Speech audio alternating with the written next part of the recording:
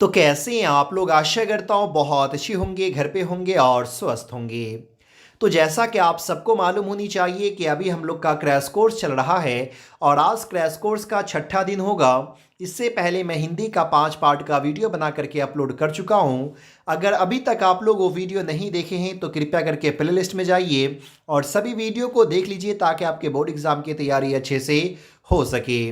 और आज के इस वीडियो में हम लोग एक नए चैप्टर को शुरू करने वाले हैं, जिस चैप्टर का नाम है रोज़, जो लिखा गया हुआ है सच्चिदानंद हीरानंद आगे के द्वारा।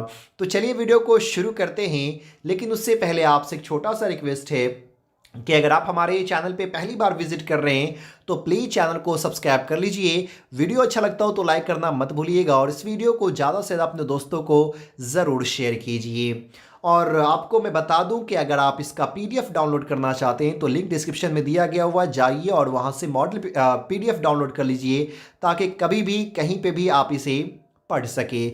और एक नोटिस भी है आप लोगों के लिए, कल जो होने वाला था टेस्ट हिंदी का वो नहीं हो पाएगा क्योंकि मैं अभी तक क्वेश्चन तैयार नहीं कर पाया हूं और टाइम भी नहीं है, इसीलिए अब ये हिंदी का टेस्ट संडे को ही होगा। और दूसरी बात कि अब आप लोग को जो है सो साइंस का भी जो है सो डेली वीडियो मिलता रहेगा ताकि आप लोग साइंस की भी तैयारी अच्छे से कर सके। तो चलिए हम लोग इस चैप्टर को शुरू करते हैं और सबसे पहले लेखक के परिचय को जानते हैं, क्योंकि परिचय से भी बोर्ड एग्जाम में बहुत ज़्यादा क्वेश्चन जो है सो पूछा जाता है। तो सबसे पहले हम लोग जानते हैं सच्चिदानंद हीरानंद आगे के बारे में। तो इनका जन्म 7 मार्च 1911 ईस्वी को हुआ था। अगर निधन की बात करेंगे, मृत्यु की बात करेंगे, तो 4 अप्रैल 1987 ईस्वी में इनकी मृत्यु हुई थी। जन्म स्थान है कसया, जो कुशीनगर उत्तर प्रदेश में पड़ता है, लेकिन ये मूल निवासी जो थे वो करतारपुर पंजाब के थे। इनके माताजी का नाम था वयंती देवी और पिताजी का नाम था डॉक्टर हीरानंद शास्त्री। अगर इनको पुरस्कार की बात करेंगे तो दो बहुत ही बड़ा अवार्ड इनको मिल चुका है। पहला है साहित्य अकादमी अवार्ड और दूसरा है भारतीय ज्ञानपीठ पुरस्कार, जो तो ये दो अवार्ड इनको मिल चुका है। तो ये शॉर्ट बायोग्राफी था जहां से बोर्ड एग्जाम में क्वेश्चन पूछा जाता है। आइए हम लोग एक बहुत ही शानदार चैप्टर शुरू करते हैं, जिस चैप्टर का नाम है रोज। इसके कहानी को हम लोग जानते हैं और कहानी से ही आप लोग का ज़्यादातर क्वेश्चन सॉल्व हो जाता है, ऑब्जेक्टिव हो या फिर शॉर्ट क्वेश्चन हो, इसलिए कहानी को आप लोग अच्छे से ज़रूर देखिएगा। रोज शीर्षक कहानी के रचयिता आधुनिक हिंदी साहित्य के विद्वान श्री सच्चिदानंद हीरानंद आगे द्वारा लिखी गई है। यानी कि ये जो कहानी लिखी गई है वो किसके द्वारा? सच्चिदानंद हीरानंद आगे के द्वारा लिखी गई है, जो आधुनिक हिंदी आधुनिक लेखक कह सकते हैं, आधुनिक हिंदी कहानीकार कह सकते हैं। रोज आज्ञा जी की बहुत चर्चित कहानी है और इस कहानी में मध्य वर्ग भारतीय समाज में घरेलू स्त्री के जीवन और मनोदशा पर सहानुभूतिपूर्वक विचार किया है।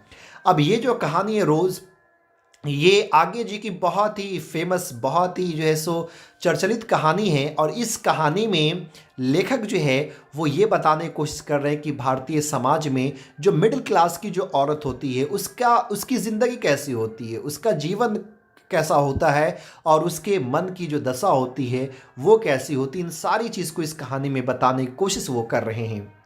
घरेलू स्त्री के जीवन काम के अलावा कुछ रह जाता है, वह अपना सारा समय घर के कामों में निकाल देती है। यानी कि यहाँ पे लेखक कहने की कोशिश कर रहे हैं कि जो घरेलू स्त्री होती है, जो घर का जिसका काम ही होता है भाई सिर्फ घर का काम काज ही करना, तो उसके पास अगर कोई काम करने के अलावा, घर का काम करने के अलावा और कोई समय भी बच जाता है ना, तो फिर से उस समय में घर का काम ही करने लगती है। यानी कि घर के काम के अलावा दूसरा उनका कोई काम नहीं होता है। और बहुत ही अच्छी बताई गई इस कहानी में कि किस तरह से गांव घर की जो औरतें होती है, जो सिर्फ और सिर्फ घर का काम ही करती है, उसकी ज़िंदगी कैसी होती है, बहुत ही अच्छी तरह से यहाँ पर समझाने की कोशिश कर रहे हैं आज्ञा जी।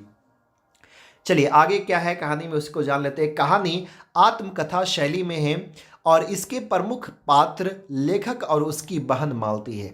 यानी कि यह आत्मकथा कहानी है, आत्मकथा कह सकते हैं कि लेखक अपने बारे में, जो अपने बारे में कहानी लिखते हो है कि नहीं, तो इनके ही ऊपर है।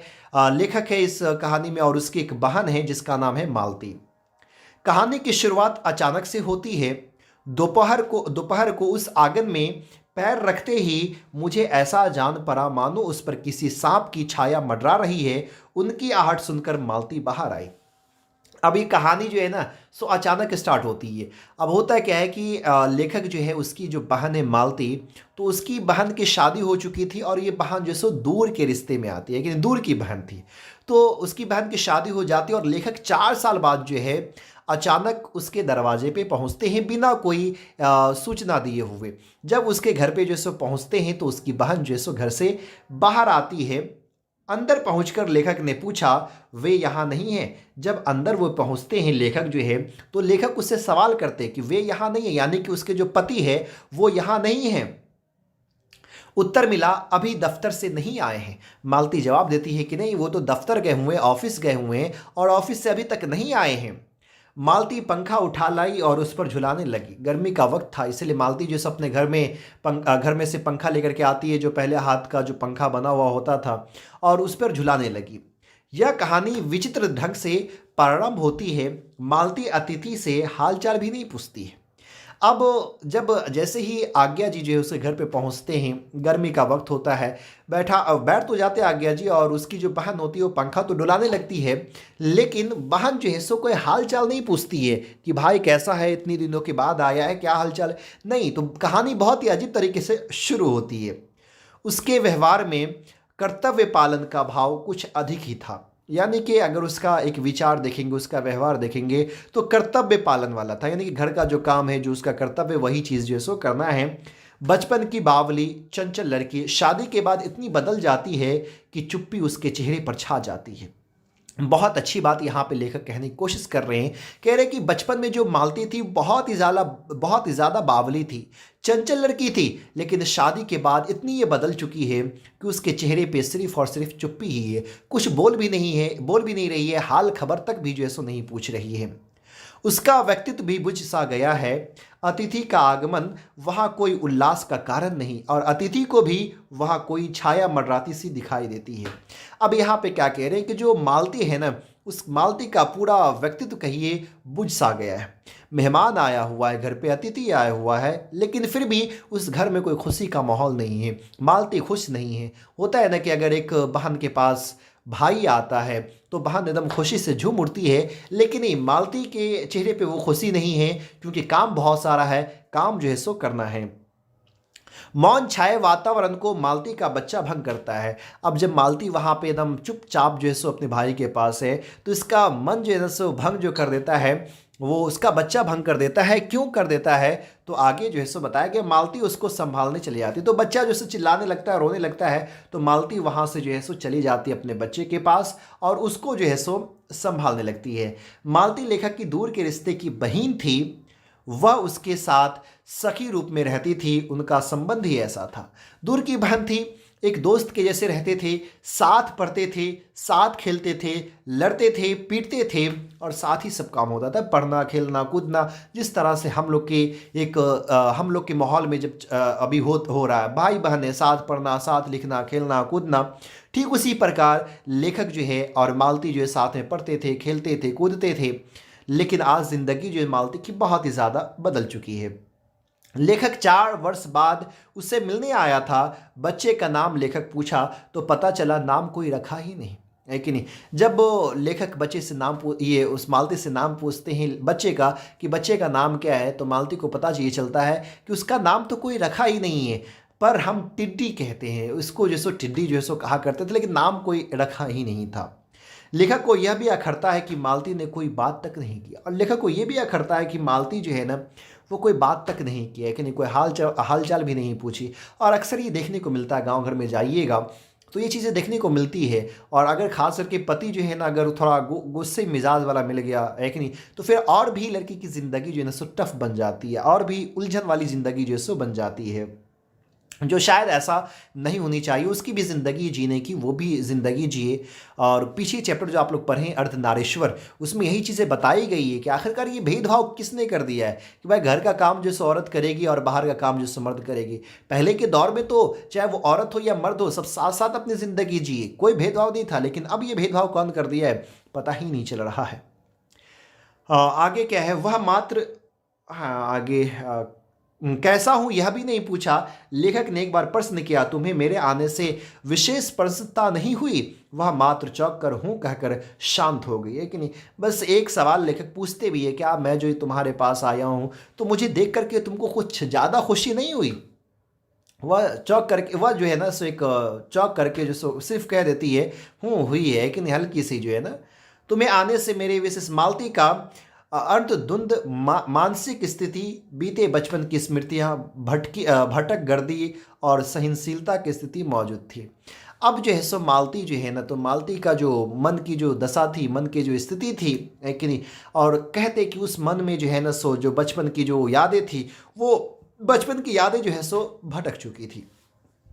यानी कि बचपन बचपन की यादें में भटक गई, तो होता ना वो इमेज याद करना कि भाई बचपन में हम लोग कैसे रहा करते थे, कैसे पढ़ा करते थे। थकान, सब्जी का अभाव, पानी समय पर नहीं आता है, यह भी परेशानी है। यही नहीं, थकान है, काम करते करते थक चुकी है, सब्जी का भी अभाव है, पानी भी समय पर घर नहीं आता है, उसका भी चित्रण है, नौकर भी नहीं मिलता। मालती, ये सारी बात जो है ना सो कौन कहती है? मालती कहती है। मालती के पति दोपहर के 3 बजे और रात्रि के 10 बजे भोजन करते हैं। मालती का जीवन रोज एक सा ही है, लेकिन इसलिए चैप्टर का नाम भी रोज ही पड़ा है। पति का अधिकांश समय डिस्पेंसी में बीतता है या सोने में बीतता है ना। डिस्पेंसी क्या होता है तो आगे बताया गया, यानी कि लेखक ये है मालती के जो पति हैं वो डिस्पेंसी में ही बिताता, यानी कि जो मरीज जो होता है उसका ऑपरेशन वगैरह करने में जो है ना, या सोने में। यह मालती की आंतरिकता को भाली प्रकार उभारा गया है, जिसमें लेखक को सफलता भी मिली है। उसके पति का आगमन होता, अब इसी दौरान उसके पति भी वहाँ पे आते हैं। लेखक ने उनको पहली बार देखा था, दोनों का परिचय हुआ। उनका नाम था महेश्वर, एक महेश्वर था। वो एक सरकारी अस्पताल में चिकित्सक थे। उनकी अस्पताल की ज़िंदगी की भी चर्चा होती है। सरकारी अस्पताल में एक डॉक्टर थे वो, और लेखक जो है ना वो अस्पताल की ज़िंदगी कैसी होती उस पर भी गुफ्तगू करते हैं, उस पर भी बातचीत करते हैं। उनकी रूटीन पर ही दोनों में वार्तालाप होता है, और उनका जो रूटीन था डेली का उस पर भी बातचीत होती है। खाना आ गया, लेखक ने मालती से पूछा, तुम नहीं खाओगी? उत्तर महेश्वर ने दिया, वह पीछे खाया करती है। अब यहाँ पे जैसे खाना आता है तो वहाँ पे लेखक सवाल भी करते हैं मालती से, क्या तुम नहीं खाओगे खाना जो है? तो जवाब जो है सो मालती नहीं बल्कि उसके पति महेश्वर देते हैं कि वह पीछे खाया करती है। यहाँ पे नहीं खाती बल्कि वो पीछे खाया करती है। यानी कि बहुत ही अजीब सी ज़िंदगी यहाँ पे जैसे बताई गई है। यहाँ पे मैं शॉर्टकट में बता रहा हूँ, जब आप पूरा चैप्टर पढ़ेंगे तो बहुत ही दर्द भरी बातें को इस कहानी में जैसे बताई गई है। महेश्वर और अतिथि बाहर पलंग पर बैठकर अनौपचारिक वार्तालाप करते रहे, और वो दोनों बाहर बैठ करके जो है सो आपस में बातचीत जो है सो कर रहे हैं। मालती बर्तन मांजती है, बच्चा बार बार पलंग से गिर जाता है। मालती तीखी प्रतिक्रिया दिखाती है। यह आभास होता है कि वह यह बताना चाहती है कि वह बर्तन मांजे या बच्चा संभाले। यह कहानी नारी की विषम स्थिति पर गहरी छाया डालती है। यही नहीं, मालती जो है सो अपने बर्तन को मांज रही, बच्चा बार बार गिरता है। मालती बच्चे के पास भागती है और वह थोड़ा तीखी प्रतिक्रिया में यह बताना चाहती है कि भाई मैं बर्तन धोऊं या फिर बच्चों को संभालूं, बच्चे को भी संभालना है, बर्तन को भी धोना है। एक बड़ी अजीब सी स्थिति को बताई गई है। कहानी का अंत भी करुण है। 11 का घंटा बजता है। मालती कहती है 11 बज गए, यह उसकी गहरी निराश का भाव है। रोज ही यह होता है। आगे चलिए, अंत में कहानी में क्या बताया। एक घटना और भी महत्वपूर्ण है। महेश्वर कुछ आम लाए थे जो अखबार में लिपटे थे। महेश्वर उन्हें धोने को कहते हैं। किससे? मालती से कि लो इस आम को धो लो।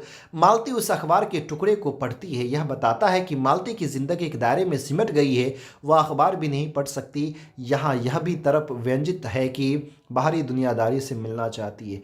अब वो जो अखबार लेकर के आया था, मालती पढ़ी लिखी लड़की थी, वो जो है ना सो अब इतना भी उसके पास नहीं है वक्त कि भाई अखबार पढ़ सके, लेकिन अंदर में जिज्ञासा है कि अखबार पढ़े। तो वो जो आम लेकर के आए थे उसके पति महेश्वर, तो उसमें जो पेपर में जो आम था उसी पेपर को पढ़ना शुरू कर देती है, और ये दिखाता कि भाई मालती बाहरी दुनिया के बारे में कुछ नहीं जानती और अपनी पूरी ज़िंदगी जो ना घर के कामों में जो है सो पूरा वक्त जो है उसी में बिता देती है। तो आज यहीं तक रहने देते हैं, और कल के वीडियो में हम लोग जो है ना सो ऑब्जेक्टिव क्वेश्चन आंसर को देखेंगे, और कल मॉर्निंग का जो वीडियो होगा वो नरेशन का अगला पार्ट होगा। उम्मीद करता हूँ ये वीडियो आपको अच्छा लगा होगा। अगर अच्छा लगा तो प्लीज़ लाइक कीजिए, ज़्यादा से ज़्यादा शेयर कीजिए, और ऑब्जेक्टिव और क्वेश्चन आंसर जो है ना कल देखेंगे। फिर मिलता है अगले वीडियो में, तब तक के लिए बाय।